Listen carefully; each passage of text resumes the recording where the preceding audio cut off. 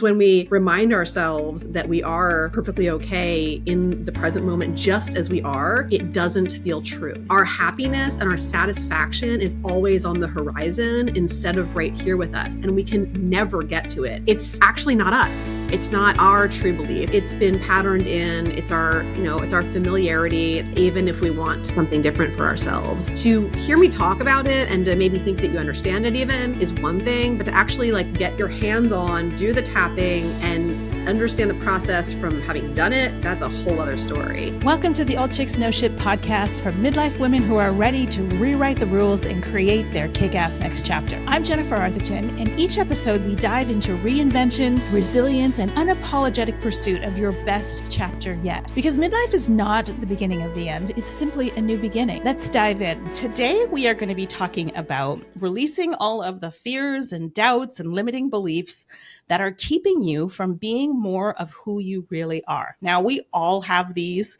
It's usually when we go to step out of our comfort zone that, some of these limiting beliefs, and they'll hold us back.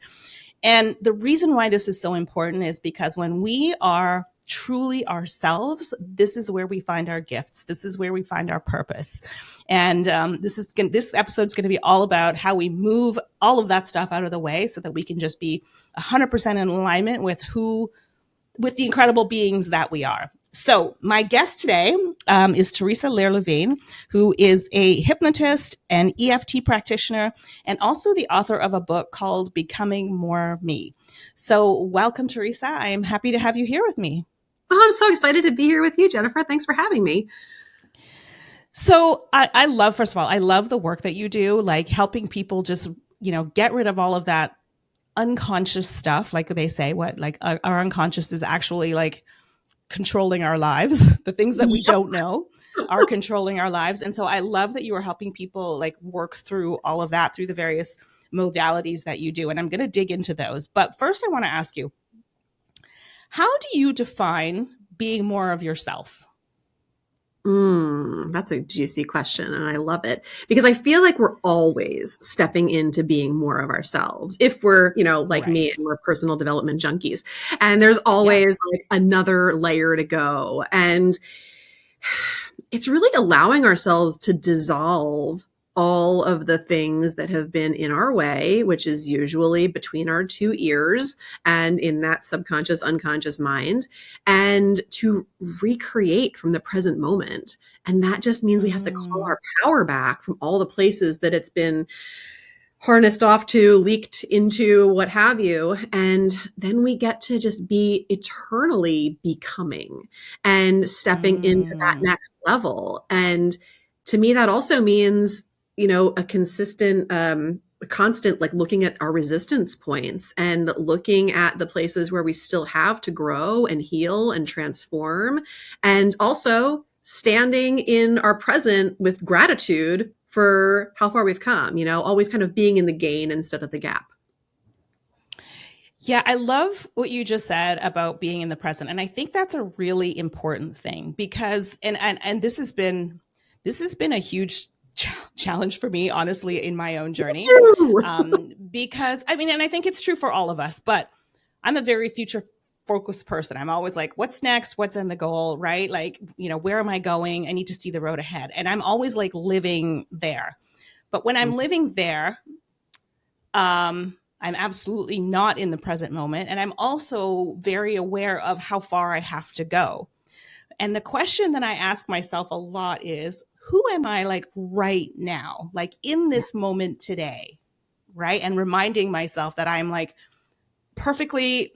perfect, divinely crafted human being standing in this moment, and everything is perfect right now.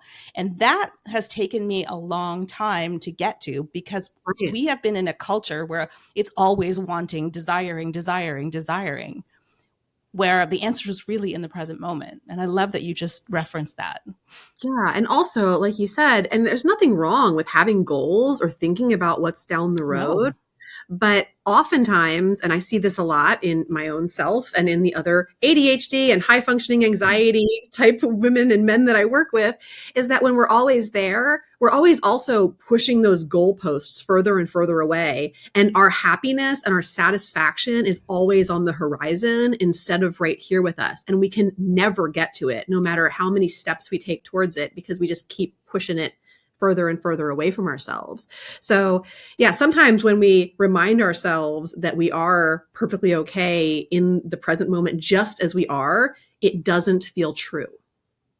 And that's what so many of us need to both sit with and rectify, really, so that we can love, accept, and forgive right where we are now. Yeah, that is so, it's so important, because there's a fine line between, and I used to do this as well too, and I see it in my clients now. There's a fine line between, being in the present moment and being like truly like trusting the present moment, right? Versus this situation where I have a dream or a desire, it feels really, really far out, and I chop it off because I say, well, I should just be grateful for what I have today. Yeah. Right? Which I hear a lot, like, women who have desires for their lives, and they're like, well, I live in a really nice house. I have a beautiful family. I should just be grateful. So I'm not going to focus on that, which is a complete, it's an opting out of honoring our desires. So how do you navigate that? Right. It's not an either or. That's exactly it. It's not an either or. And being able to be place, and you can also desire for more or different or whatever. Yeah. Or using gratitude as the bypass, right? Like, well, I should just be grateful. Therefore, I'm just not going to go do the thing. Yeah. And I mean, most of those things, honestly, are like they're subconscious patterns. They're things that we were taught from our caregivers or those people who influenced our earliest years. It's actually not us. It's not our true belief. It's not even their true beliefs. It's not the truth of who any of us are, but it's been patterned in. It's our, it's our familiarity. It's kind of like, the set point that we keep returning to, even if we want something different for ourselves. And that's where, work like I do with the nervous system and the subconscious mind helps us to expand our capacity for all of that more that we desire being okay, and also being able to step into it instead of it just being like the dangling carrot.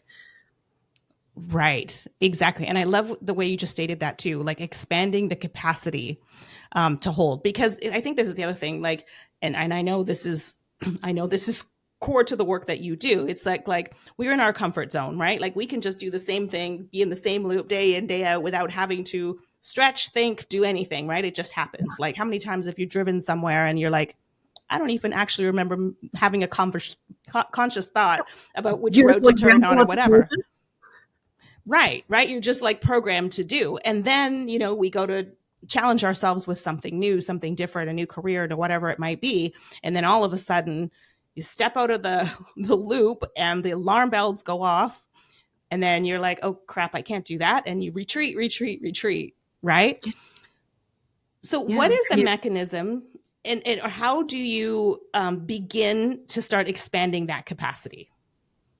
Yeah. I mean, so it's like all the work that we've been like taught to lean into with people about, thoughts or identity or beliefs. It becomes almost unnecessary because it takes care of itself when we start taking care of our nervous system and our capacity to expand, which makes it very efficient and effective. And it changes our neural pathways. So that's what it comes down to, is that we have to change those neural pathways. But that's energetically expensive work.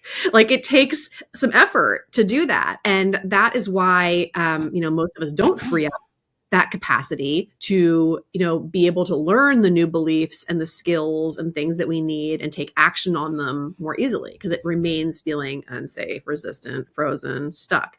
So the first thing is being aware. I mean, that's really the first step, is to be aware of the patterns or habits or the way that you might get stuck in fight, flight, freeze, flee, spawn, flop, whatever you want to call it. And beginning to move out of that through, through questioning, through EFT tapping, through hypnosis. And in my world, those are the ways that I like to do it, to bring awareness to the resistance. Resistance always has opportunities in it. And so often we end up feeling, ashamed or embarrassed of the things that we're resistant about. But really, there's like so many gifts and opportunities when we start to explore that. Yeah, because, a lot of the women that end up in my community are like, they're very clear on the fact that they desire more. They want more for their lives. They want this, new identity or new career or like a personal development challenge or whatever it is. And they end up in my community because there is a delta between what they know they want and figuring out how to bridge the gap between, okay, but I feel stuck. I know this is the thing, but I don't know how to get from here to there. Right? So what is the first step that you tell someone?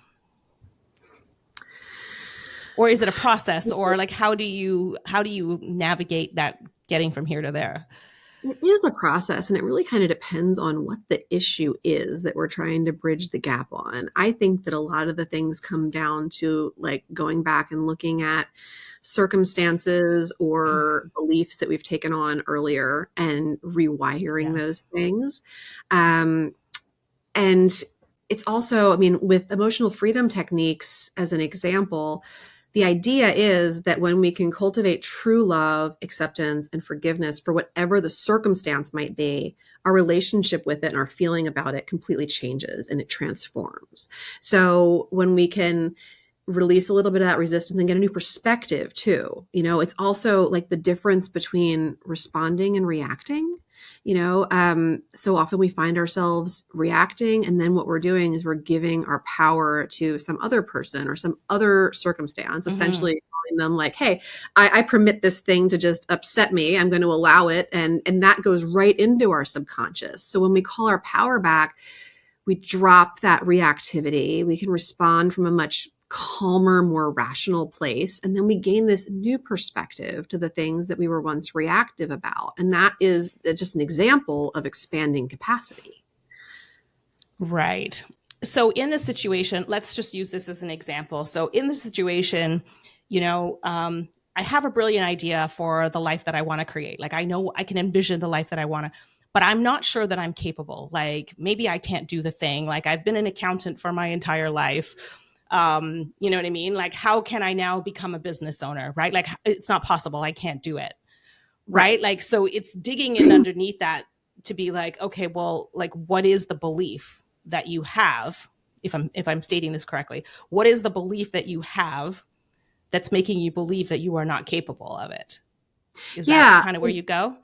It could be, but we don't even really need to know what the belief is if we're starting by like regulating the nervous system with all of the negative feelings that person's having about going from, being an accountant to stepping into this new life that feels more expansive and free and amazing, but they don't feel like they're capable because it's unfamiliar. So, I would start with doing a tapping session that starts out with something like, even though I have no idea if this is even available to me, I love, accept, and forgive myself. And then I would have them go through all of the most negative feelings that they have when it comes to making that switch, while tapping the different meridian points that are associated with clearing the most, neural pathways and energetic blockages. And I would just see what starts to emerge as they actually give a voice to the emotions and feelings that they're having and allow them to move in their body. And then take it from there.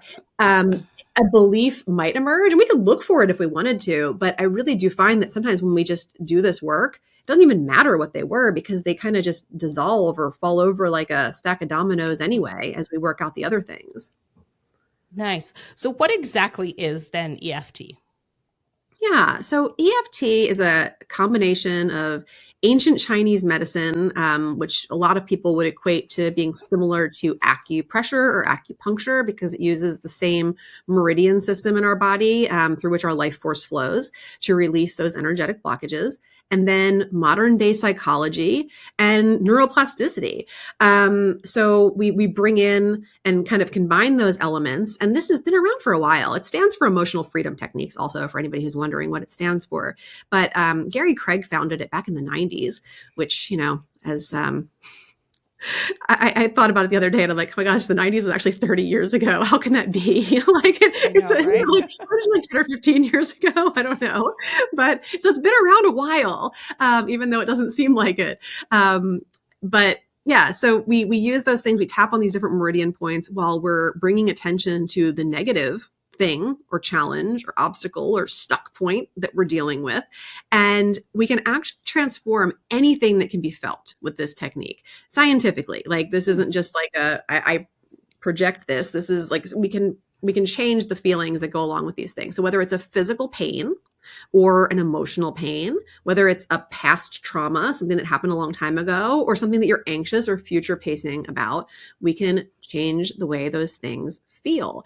It's even been shown in recent studies to work on a genetic level. Like it can change the way our DNA expresses itself for short and long periods of time. The more studies they do, the more time we have, we're seeing what actually can last and what kind of reverts. But really amazing epigenetics work around this too. So That's cool. we can use this on anything we feel, which really makes it this try it on anything kind of technique. And that's exactly what I always kind of recommend people do. Like if it's a feeling, if it's, something happening in somebody else that you're upset about, whatever it is, you can bring this technique to it and start to experience an energetic shift. So, and that's what I know you and I are going to do some tapping after this, and I'll get you to experience that and we'll share that video with your listeners. But I always recommend go in and actually do the video along with us, because to hear me talk about it and to maybe think that you understand it even is one thing, but to actually get your hands on, do the tapping and understand the process from having done it, that's a whole other story. And it's an experience. Yeah, I've been dancing around this EFT. I have never really tried. I think I've tried it a couple of times, but I've never, it keeps coming into my awareness. So I'm excited to try it with you. But cool. Satisfy my nerd brain for a second.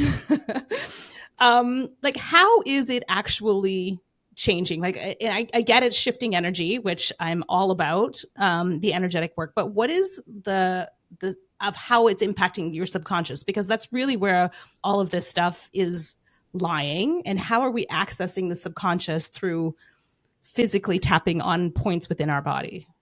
Yeah. So with the EFT, we're doing more like nervous system regulation. So, and this is allowing us to be able to move more flexibly between the different states of the nervous system, therefore expanding that capacity that we talked about. It's also, and this is really kind of like the big thing, and this is why some people ask me well, how is this different than talk therapy? You're kind of talking about the issue while you're tapping. How is this different? When you combine that tapping with focusing on the issue and the aspects of the issue, you end up sending the signals directly to your amygdala instead of your frontal lobes. So the amygdala is what is running, all those F's that we talked about before, the fight, flight, freeze, flee. Yep, all that. And so we can send the signal there and calm that. So that's usually, there's some aspect of that normally happening when we're stuck or having a hard time accepting something. Right. So we can calm that, and then the messages get in deeper, and we really can, relax into this new awareness. You usually feel a totally different perspective about things kind of come over you. And part of that is because you're lowering your stress hormones as you do that. You can actually lower your cortisol up to 43% in 5 minutes doing tapping.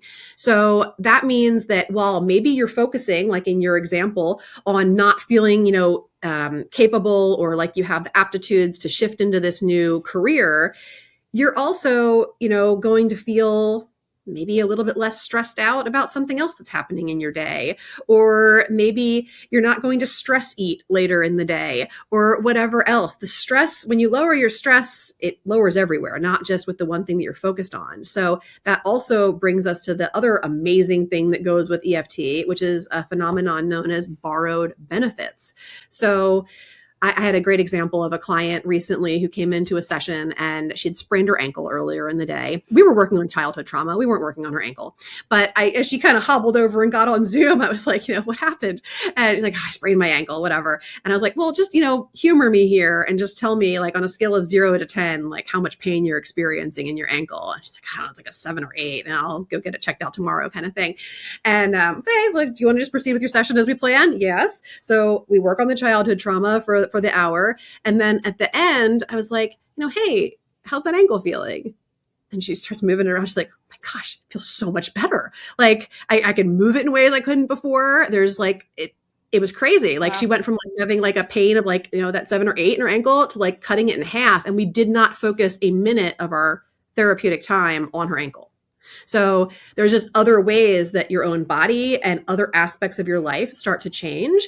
And then for me as a practitioner, I get the best benefit because as I'm helping people with things that aren't even my issues, my cortisol is going down and I'm feeling better. And like for other people that are, helping people through therapy, like this is a beautiful technique because so often coaches and therapists get so burnt out. And, we don't have a whole lot to give at the end of the day because we've been giving it. This is like energy protection and energy amplification for me. Like I feel just as great at the end of the day coaching people as I did at the beginning. That's amazing. First of all, the human body is a miracle. Like every day it must cross my mind at least once about like how miraculous the human body is and the human brain, right? Like, and even the negative things where it's like, oh, I really wish I could do this thing, or I wish I could get rid of this thought, or I'm tired of these not enough beliefs, or like whatever it is. Like all of that is like literally built in to protect us. It's like this complex algorithm. So you can't help but love on it. But then that you can then like by physically tapping on various points in your body, that you can then like down regulate some of those things, that you can heal yourself physically, that you like, it's true. Like it's truly a miracle. Really is. Really like, is. So like, what couldn't you use EFT for? Like, as I'm thinking, I'm like, there's could be like a million different, like. Nothing. I haven't thought of anything yet that you couldn't use it for. So let's say, I'm just going to plop some examples. Some of these will be from my own life. Like, let's just say, okay, one of the banes of my existence right now is hot flashes, which are, and I have noticed this, they are directly attributed to stress, like that my body is stressed. My mind is not aware that my body is stressed, but my body knows it, and she will respond to me with a hot flash. And it can be from great things like, I had a really hard exercise session today and I didn't sleep well last night, and she'll all of a sudden flash, and then I'll be like, oh, okay, yeah, maybe I need to rest today. Like she's like the little reminder. But it always happens at the most like great stress, where I'm doing a really good interview with somebody, and now all of a sudden I'm just like, oh, I want to rip off my clothes in the middle of doing an interview. But it's again, it's stress. It's still positive stress. Yeah, I've been experiencing it the last year too. Right. But so you could use EFT then to just like literally down regulate that response in your body. Yes, you can. And I did. Again, this was bane of my existence, especially like December and January this past year. I was like, oh, man, I'm getting these already. Okay. I'm 45. And I was like, all right, here they are. I'm going to deal with them. And I did some tapping. I also created a hypnosis audio for myself to listen to. Hypnosis can be really good for kind of reprogramming that kind of stuff. And I also I directed some of it towards accepting this phase in my life and because when we accept things, again, they transform. And I also looked into through tapping like my own intuition and my own inner guidance so that I could find the things that are most supportive to me during this time. So then like when I'm at my acupuncturist, I'm like bringing it up and getting support there. And when I'm, I went to one of my other like homeopathy doctors and I found this supplement. I have no affiliation with the supplement, but this FemGuard HF for hot flashes has made a huge difference in mine also. But just things I wouldn't have just thought about if I didn't, again, expand my capacity and look into other avenues that I could, remove blockages and also just kind of like be a little more creative. Yeah, that's truly amazing. Okay, I can't wait to try some tapping with you at the end of this. And I can't wait to share it with you guys, with you listeners. So I just want to spin off this a little bit in terms of like how, so when we're tapping, right, and that we can, down regulate any nervous system response or whatever, and we're increasing our capacity, it's shifting our energy. It's shifting the energy of our thoughts. right? Which is like basically like the energy of our thoughts is what is creating our reality, right?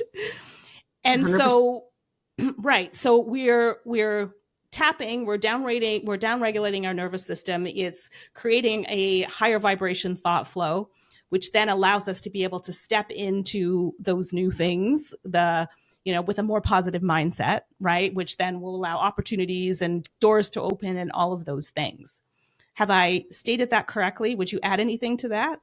Yeah, I mean, all of that's correct. I'm a total believer of our thoughts creating our reality. Yeah. And, the more we can do to get the ones out that are creating the reality we don't want and bring more in of what we do want, that's kind of like, that's at the heart of what I do. So, I mean, it's about, we have to honor all that negative stuff, which I think in today's world, everybody like all the toxic positivity and everybody just wants us to like get over it and like be our best self and everything. But sometimes we feel cruddy, and we have to honor that. We can't just like act like we're not having these feelings, whatever they might be. They need a voice, they need to move. And then when we move them, we also need to find those ways to amplify those good vibrations. So, I like to bring in other practices too in my own life and with my clients with like vision casting and things like that, creating like beautiful things that you can listen to every day that speak into existence what you really want your life to embody, and have some binaural beats and some other things that really just kind of get it to soak in. I mean, we have to kind of throw everything at what we really want, don't we? Yeah, no, I mean, it's true. And have the visualize, I'm a huge proponent of vision casting, visualization, all of that kind of stuff, because you have to be able to know what you want, to see it, to feel it, to like live in it for periods of time in order to be able to make it a reality. And I find that's probably where most people have the biggest struggle, because that's not real, right? It's not real. And I'm like, but yes, but it is real. Right. And we've forgotten how to daydream a little. Yeah. I mean, the simplest way to kind of prove that to yourself is just to look around whatever room you're in at anything that's in it, and to get the understanding that everything here was once a thought.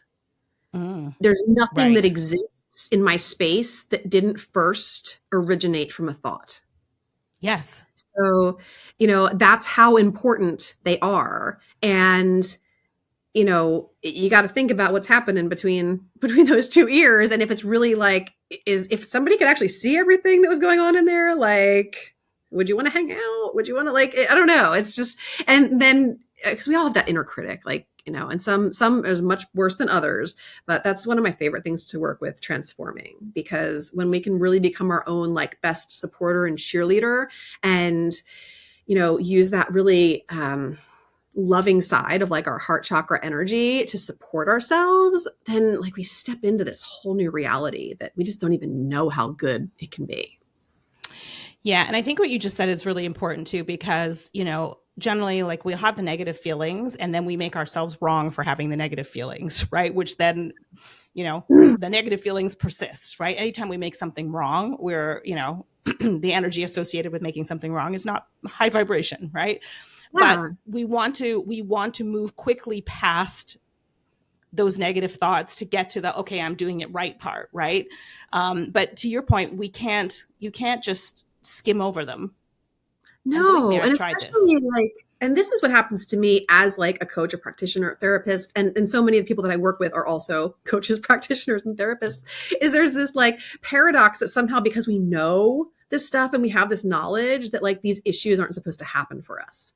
And we can really like beat ourselves up because like, I'm smart, so why do I still feel this way or whatever? And it's like we all need other people, and the healing is so much better in relationship and in community, but it does require us kind of like letting go of the pride and the ego and everything else that prevents us from really stepping into that next version, and also helping other people to do it along with us. So, right. Human. Yeah, because if you try and skip over the negative, and you might get ahead, but at some point the negative will catch up with you again. Like you can never actually bypass it, because it will catch up with you somewhere. And unfortunately, all those suppressed emotions, they'll express themselves in some other thing, some other dis-ease in our body or in our life. And then we're really kind of forced to examine things. Like, so it's like, do we really want things to get so bad that we have to kind of like really reverse engineer, or do we want to just like deal with the things as they come up and realize that quite literally the best and the worst things that we will ever experience in our life are feelings. Yeah. They're all just feelings. And that there are no right or wrong feelings. They're like literally information. Yeah. It's so helpful when we're willing to process it. But, you know, and I think some people will think that like that numbness or that dissociation that so many people have is not feeling anything, but it's actually feeling everything all at once and just not processing it. Right. So when we actually start processing it and actually, it's, you know, it's like do something with that information and make it fuel for whatever it is that we're trying to accomplish or wanting to step into or eliminate or whatever else. Right. Because thoughts and feelings are energy, right? And stuck energy becomes stagnant, right? So EFT really is a tool to keep the energy moving so we can actually move through the resistance as opposed to staying stuck and stagnant in it. Exactly, because the source of any dis-ease is an energetic blockage. So Right. literally by tapping on with EFT, there's like 9 main points. Well, in the meridian system, there's tons and tons of points. If you ever look at like an acupuncture like body chart or whatever, it's like there's tons of points in the meridian system. But Gary Craig, God bless him, figured out that for this energetic overhaul that we need for whatever it is that we're working on, we only need these 9 points. And we can pretty much, with the right kind of guidance and intuition, get to the root of whatever it is we're dealing with and transform and release that energetic blockage so that we feel different. Wow. So can you share with us a success that you've maybe had with a client who has moved past, like, you know, moved past a blockage to, you know, to get to that place that they wanted to reach a goal or, you know, some state of being that they didn't have before? Yeah, absolutely. I had a client I worked with last year who had really just like never kind of stood on her own. She always had, you know, the support of a husband or some kind of, you know, windfall of money or something. She never really stood on her own.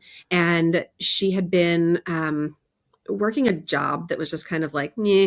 She didn't need to work it either. Her husband was still taking care of her just fine, but she really wanted to like independently like step into this next version of herself. And she actually wanted to be doing coaching and helping women in you know, midlife with weight loss and fitness and health and all these other things. And she kept getting like stuck stepping into that. And we worked together for about 6 months, and we knocked some stuff out that she didn't even realize was issues, stuff from her childhood and losing her mom, and from relationships that she had had, a previous marriage, abuse that she had undergone, and just really figured out all of these connections to why she didn't feel safe stepping into this new version of herself. And we made it familiar and safe, even though she hadn't done it yet. And she's actually like doing amazing coaching work now through the time that we work together. And this is one of the things that's actually really important to me when I work with somebody, is that they're willing to take aligned action while we're working together. Because if people aren't willing to take action on what we learn and figure out, then it doesn't matter how many breakthroughs they get, nothing's going to change. So during the time that we worked together, she was literally letting go of clients from the business that she had been doing that wasn't fulfilling her. And we were working through the resistance that was coming up as she did that, because it was painful in a lot of ways. It was what was familiar. It was what she knew. And it, you know, it felt like a security of some sort. And she was stepping into getting these new clients and this new business, and all of the frustration and resistance and stuckness that she kept coming up against with that. Whether it was like, you know, she'd go to do it and technology would fail her, or she'd go to do it and, oh, I have a headache, or you go to, I mean, all the little ways that we get in our own way. And, you know, we kind of sleuthed them all out, and she got the result she wanted.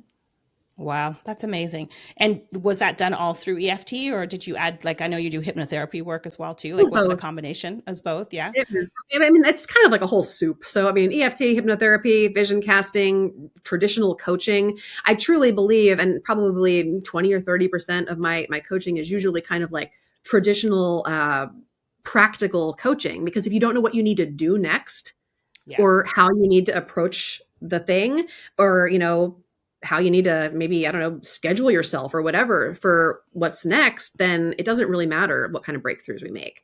So there needs to be some practical steps in there.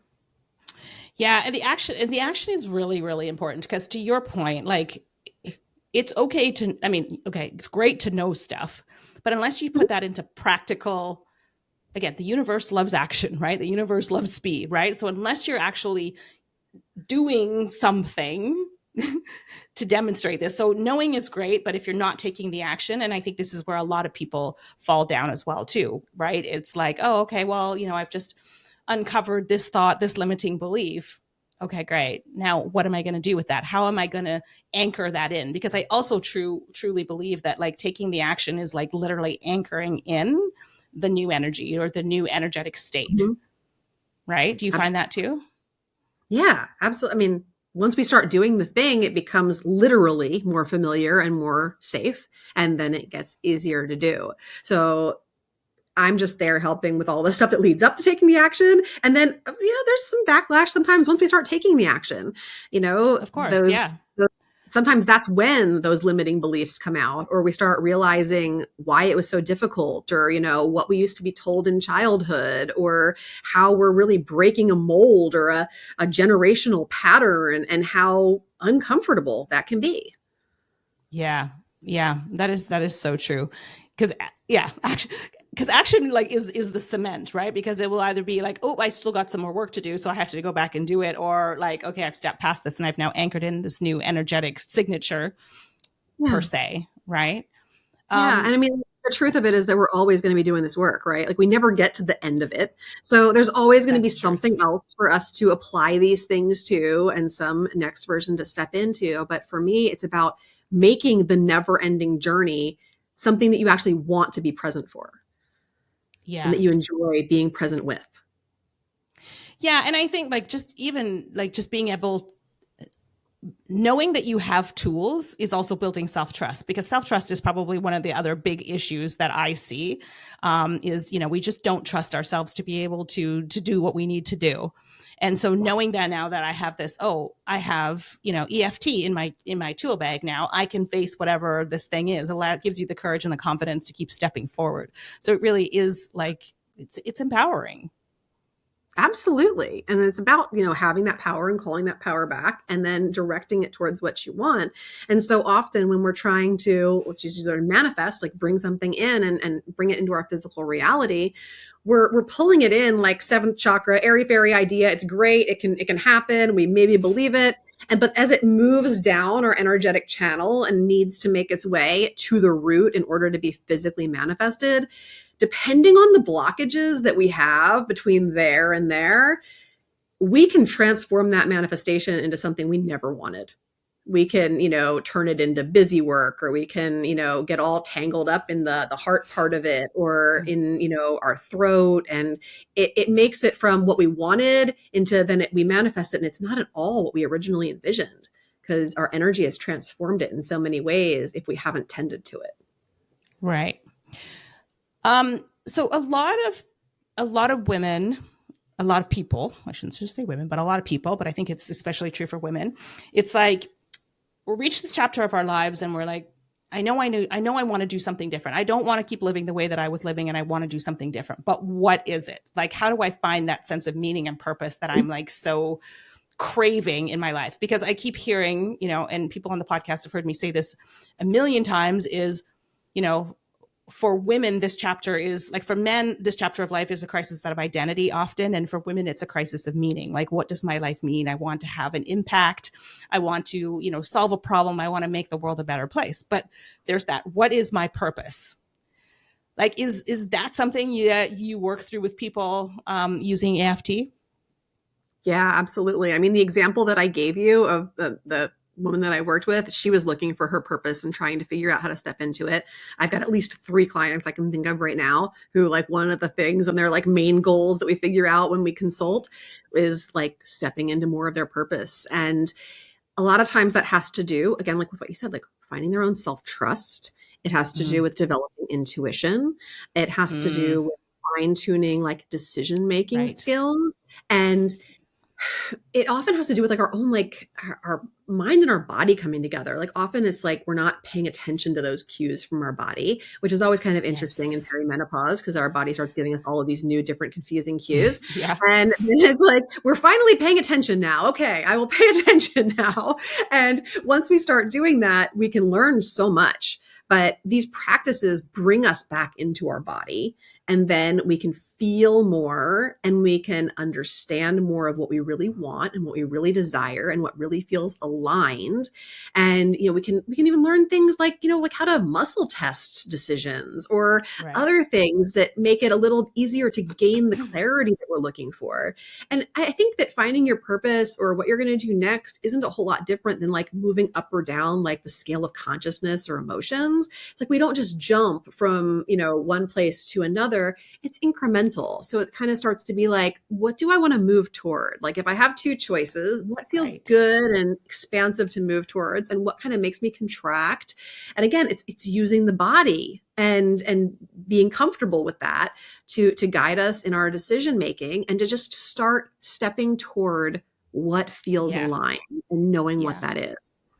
Yeah, I always refer to it as like following the crumbs of joy. Like what are those things, like those tiny I little love that. things, like rather than it's like, oh, I need to find my big purpose, right? Because like you said, you can't go from here to there. Like, oh, one day it's just going to land in my lap. But I'm like, okay, what is it that lights you up inside right now? Like do that. Okay.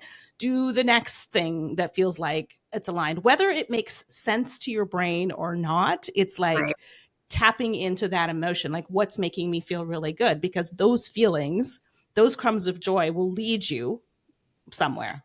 I mean, Yeah. that And was literally, yeah. follow our highest excitement, like good things happen. Yes. Yes. But we want to be logical and rational and, make these informed decisions. And sometimes it's just like, what feels good right now? Do that. Do more of that every day. Just do Yeah. more of what feels good.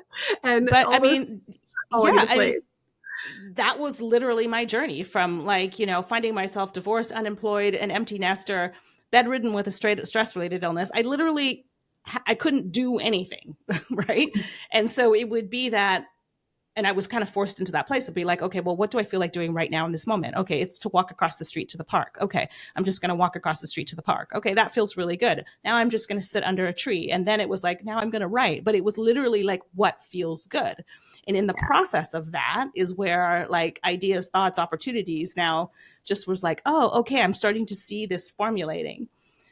But Mm-hmm. it's like taking those, it's just like what we were referring to. It's like taking those actions that we talked about, right? Like I'm going to take an action right now. And that action is walking across the street to the park, right? Like most of the time we want to go, oh, okay, you're just walking across the street. Like that's not going to do anything, but you don't know that, right? But like, that's what feels good to me right now. So that's what I'm going to do. Yeah. And we don't give enough power to our pleasure. I spent so much time last year, like when I started to write my book, because I started to write my book several times over the years, and then I would get stuck or I would stop because it didn't feel good anymore. I felt like I was hustling and striving, which were not the things I wanted associated with producing this work. And so I put it aside. Actually, I talk about this in the book. I have a whole EFT session in the book about how to just like let shit go and then move on and let it come back to you if it's intended. But that's what I did. And then when it came back around, I was like, the only way I'm doing this is if I have the support that makes it easy, publisher, editor, all those people to, make it easy, and pleasure. And that I don't want to write a sentence of this book without it being pleasurable, the process and everything else, which meant I had to put it down a lot during the. And so, I immersed, like I joined like a 3-month-long pleasure boot camp while I was writing my book so that I had those reminders throughout my week of like just leaning into what feels good, expanding what feels good. It was like a whole glow up in every area of my life as I, went through that portal of transformation. But like as women, like we put it on the back burner, like it's optional. And it's what makes everything like so much better. Whenever things feel like in my business or whatever, I'm like, what's fun? Like, who can I just go like send some messages to and just have some fun talking to them, deliver some little nuggets or ahas, or just share something weird and wacky and off the cuff because it feels good, and that's when things get reinvigorated, when we bring our weird, Yeah. wacky, pleasure-filled selves into the picture. But I think we come from a generation like, and this is really like undoing, programming, where, and I definitely, this has been work for me, is like undoing that programming about like, in order for it to be worth it, it has to be blood, sweat, tears. I have to be chained to my desk. I need to be, you know what I mean? Like I can't achieve without that. And I'm now Yeah. relearning a new way of being that's like, I can't achieve that way at all. Like Right. the success that I had in my life was based out of sheer will and hard work that led me to burnout. Okay. Yeah. Not repeating that again, right? That I can No. If actually picking have what I ourselves up want. was gonna work, it would have worked by now, right? Right. But the fact that I could have what I want without that, like having it being easy and joyful, was so like disconnected in my brain. I couldn't put those things together. And that's been a huge work in progress for me. It's been a huge work in progress for me too. It brought up a lot of like worthiness wounds. Oh, yes. I can so relate to that. Yes. Yeah. So Yeah. like, am I worthy of it being easy? Like one of my favorite mantras, Right. like I wrote in the book, is I think it's going to be easy. I've got the same little post-it note I'm looking at right now on my desk with my 2 favorite mantras: flip it to appreciation, and I think it's going to be easy. But there are days when I don't do either. So, Right. And those are the days when I really notice those previous beliefs or whatever, and the work that I need to do. This week I was noticing a lot of it, and I was really proud of myself that I brought it into my community group coaching, both that I deliver to my clients and that I receive from my own coaches. I brought it to my own hypnotherapist. I brought it up with my husband. I just put all the visibility and transparency everywhere about it, and it felt really good, and it was also really hard.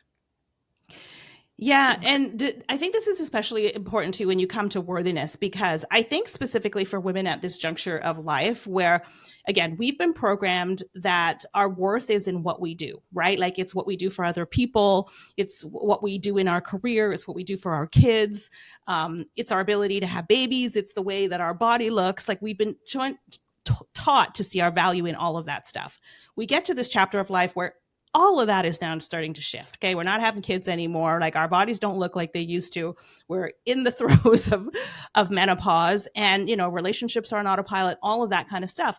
And I think that triggers a lot of worthiness issues because we're being called into a new way of being in this chapter of our lives. And it isn't about what we do for other people or anything outside of us. It's about everything inside of us, right? Like who we are, what's important to us, valuing the knowledge and the wisdom.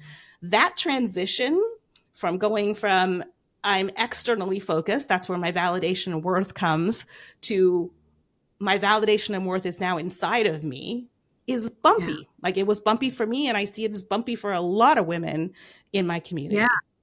I mean, it was literally like my career transition, because I used to help people and, coach and educate around health, fitness, nutrition, weight loss, strength, all that kind of stuff that was more external. And then as I stepped into more of my own inner work, it just didn't feel aligned anymore at all. But that was even a hard shift to make into like, yeah, that's not what I'm focused on anymore. I'm just stepping into this sage essence of this midlife and gonna make it amazing. But I can see how like EFT could be an amazing tool during that bumpy transition. Yeah. I mean, and it looked like at first trying to help those people who I was helping with external transformations to make it easier and more efficient, which it's great at, like EFT for cravings and like weight issues and body image and stuff. Amazing. But then for me, that even wasn't enough. It was like, okay, I just, these aren't even like the people that are like my focus anymore. I want the people that want to go deep, like that, like really want to get like nitty gritty and granular about all this stuff that's lying underneath, and kind of made that shift. But it was slow. Like it was such an identity shift for me, even in like the work that I do and the way that I was showing up, the way that I communicated with my husband and my kids, like all this opening and transformation and stuff. It's it's not always easy when we change drastically. Yeah. But what I really love about this and what I love about your work is really like, peeling away all of that stuff that's not serving us, right? So like all of the the roles and masks and all the stuff that we adopted that served us very, very well to do what we needed to do. But in this new chapter, it's like, okay, those are not serving us anymore. We need to peel this away. And as we're peeling this away, we're actually coming to the core of who we are. And in that place, like becoming more of us, we can find those things that feel aligned with us. And I know this for myself in that what I do today feels more aligned with who I am as a human being than anything I have ever done in my entire life. And do I work hard? Yes. I probably work as hard, but it's like energy renewing activity, energy renewing work as opposed to energy depletion work. Right. Yeah. I love what I do, but I do have to find separation between work and personal life, because otherwise I would but I mean, I love that the work that we do, we can also bring it into our personal life. Like it fits everywhere. It doesn't not have a place. It's not like a job I have to leave behind and completely separate from in order to be with my family. It's like, this work transforms my family. This work has helped my kids. It's helped my marriage. It's helped my sex life. It's helped every aspect of my life. So yeah, I'll take it everywhere. But I love it. It's more aligned for me than anything I've ever done too. Well, and because when you change something within yourself, it's not just yourself. There's the ripple effect of it, right? Like it literally ripples into every aspect of your life, because you can't separate the parts, the components of our life. They are us, right? And that's also like one of the huge benefits of, going down this path. So this has been an amazing conversation. Where can people find your book? Which we didn't talk much about the book. I was hoping to get there, but we're running out of time. But the book, your EFT services, like your work, where can people find more about that? Yeah. So the best place to find me and reach out is on Instagram. I'm at Theresa Lear Levine. If you hop on there and grab your phone and just message me the word Jennifer A, for Jennifer Arthurton, I will send you the sessions that we're going to do later.